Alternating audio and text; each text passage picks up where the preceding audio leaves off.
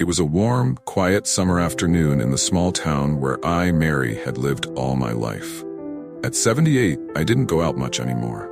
My days mostly revolved around sitting by the window, a warm cup of tea in hand, watching the world outside as if it were a moving picture.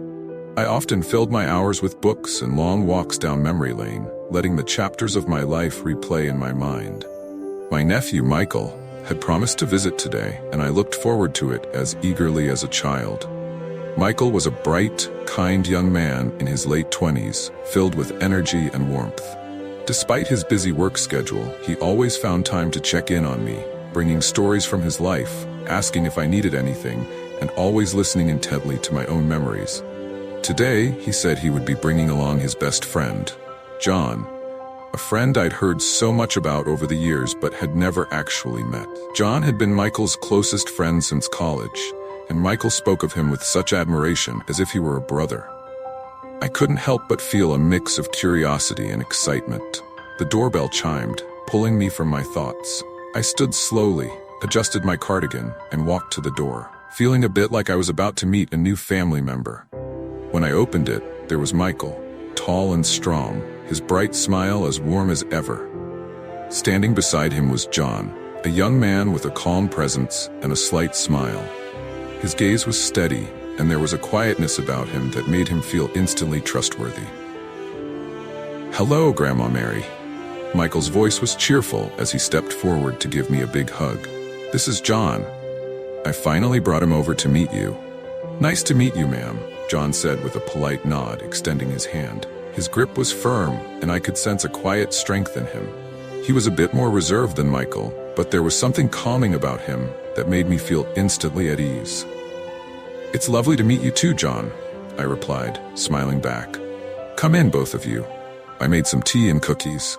As we settled into the living room, I could see that both young men were attentive and polite, making me feel like I was in the company of gentlemen. John was respectful, asking about my health and my daily life, while Michael sat beside me, his smile never faltering. They shared stories over tea, each of them taking turns talking about their work, their college memories, and their future plans. There was an energy between them that was infectious, and I found myself laughing along with their stories, drawn in by their warmth and sincerity. The sun was setting, casting a warm golden glow over the room.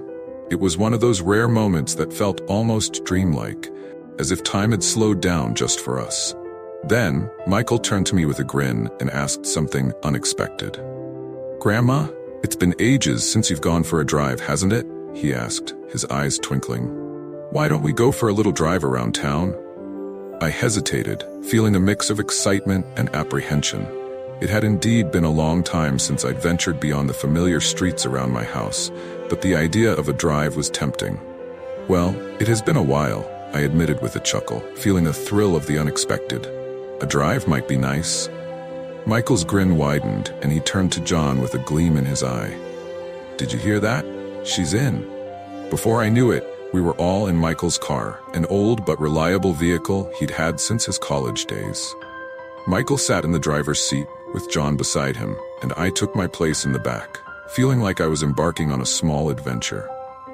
The familiar streets passed by in a blur, but there was something fresh and exciting about seeing them from the car window. The cool breeze from the open windows filled the car, carrying with it the scents of summer flowers and freshly cut grass. Michael took us down some quiet streets, pointing out places that had changed and others that had remained the same. Then, without a word, he turned onto a winding road that led toward the edge of town. I recognized the route immediately. It was the path to a secluded lake I hadn't visited in years.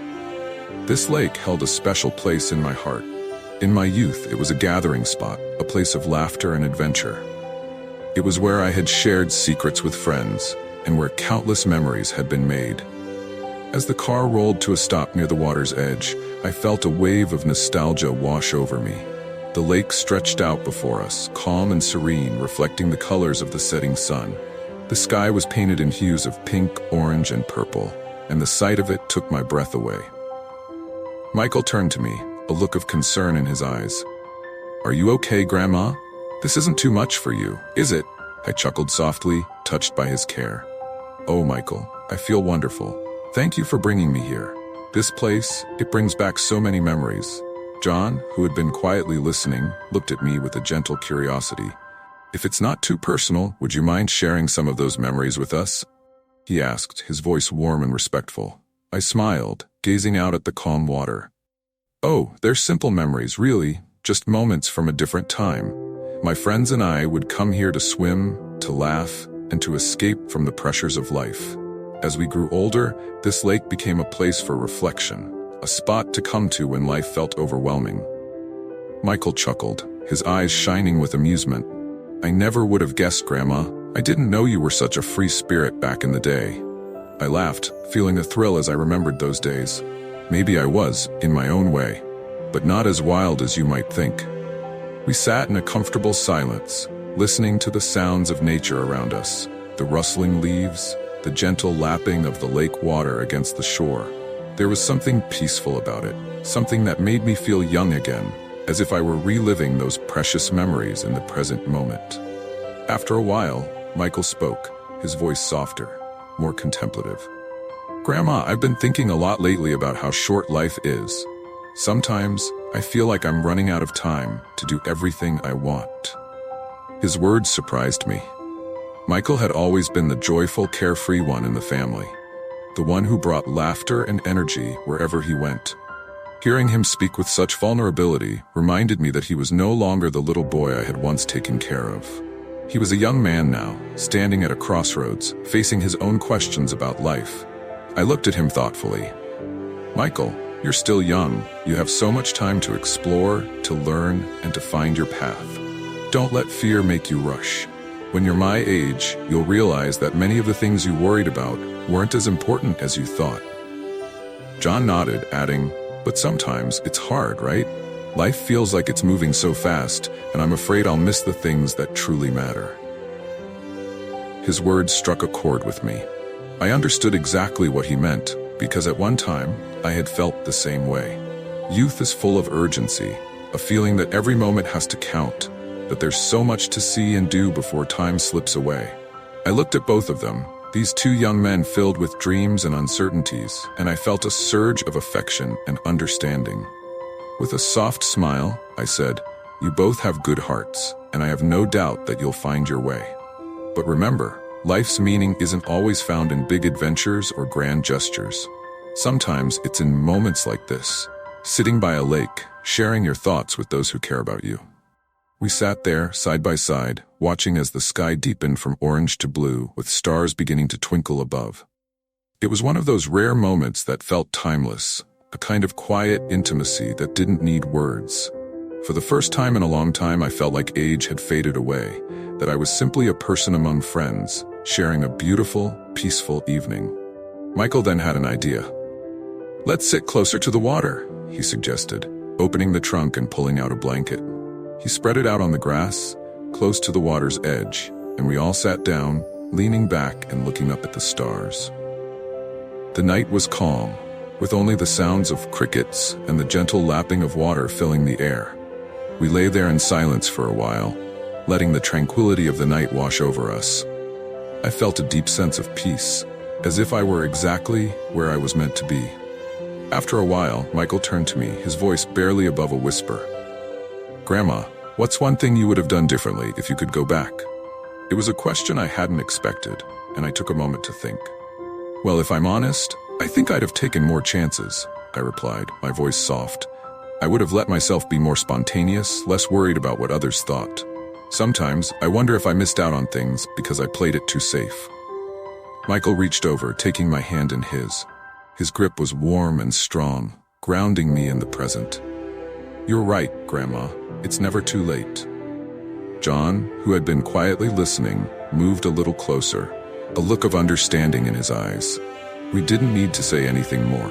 Just being there, together, was enough. Eventually, we knew it was time to head back. The drive home was filled with a comfortable silence, each of us lost in our own thoughts. But it was a peaceful silence, filled with a shared understanding that didn't need to be spoken. When we arrived at my house, Michael helped me out of the car and gave me a big hug. Thank you, Grandma. Tonight meant a lot. I squeezed his hand, feeling an overwhelming sense of gratitude. Thank you, Michael. This was one of the best evenings I've had in years. As I watched them drive away, I stood on my porch, looking up at the night sky. I realized that even at my age, life still held surprises, moments of beauty and connections that could make one's heart feel young again. Personal reflection. This story stirs a warm feeling in my heart about family and the quiet, meaningful moments that need no words. Sometimes, we get so caught up in chasing our dreams that we forget life's true value might be found in the presence of loved ones and shared memories. These are the moments that stay with us forever. If you enjoy stories for old people and inspiring life stories like this, please subscribe to Life Stories 365 to stay updated with our latest videos. Don't forget to share this story with your loved ones, and let's continue celebrating life's precious moments together. We'd love to have you on this journey with us.